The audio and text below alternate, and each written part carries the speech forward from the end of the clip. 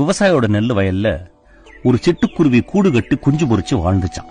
ஒரு நாள் அந்த தாய்க்குருவி இறதேடி வெளியே போன சமயத்துல அந்த விவசாயி வந்த வயலை பார்த்து, நெல்லு நல்ல பருவத்துக்கு வந்துருச்சு, வெளியூர்ல இருந்து ஒரு 20 ஆளுங்களை வர வச்சு அறுவடை பண்ணிடலான்னு தன்னோட மனைவி கிட்ட பேசிக்கிட்டே போனாராம்.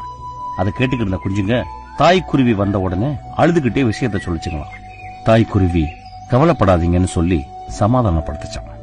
5-6 நாள் கழிச்சு வழக்கம் போல தாய்க்குருவி இறதேடி வெளியே போன சமயத்துல அந்த விவசாயியும் அவங்க மனைவியும் வந்தாங்களாம். நெல்லு நல்லா முத்திருக்கு, இதுக்கு மேல வெளியூர் ஆளுங்களை நம்பி பிரயோஜனம் இல்ல, நம்ம ஊர்லயே ஒரு 10 பேரை வச்சு அறுவடை பண்ணிடலான்னு பேசிக்கிட்டே போனாங்களாம். அதை கேட்ட குஞ்சுங்க தாய்க்குருவி வந்த உடனே அழுதுகிட்டே சொல்லிச்சான். அப்பவும் அந்த தாய்க்குருவி கவலைப்படாதீங்கன்னு சொல்லி சமாதானப்படுத்தி தூங்க வச்சுச்சான். திரும்ப ஒரு 5 நாள் கழிச்சு விவசாயியும் அவங்க மனைவியும் வந்து, இதுக்கு மேல நெல்ல அறுக்காம விட்டா எல்லாம் வீணா போயிடும், வெளியாளுங்களை நம்பி பிரயோஜனம் இல்ல, நடக்கிறது நடக்கட்டும், நாளைக்கு நம்மளே இறங்கி அறுத்துடலான்னு பேசிக்கிட்டே போனாங்களாம்.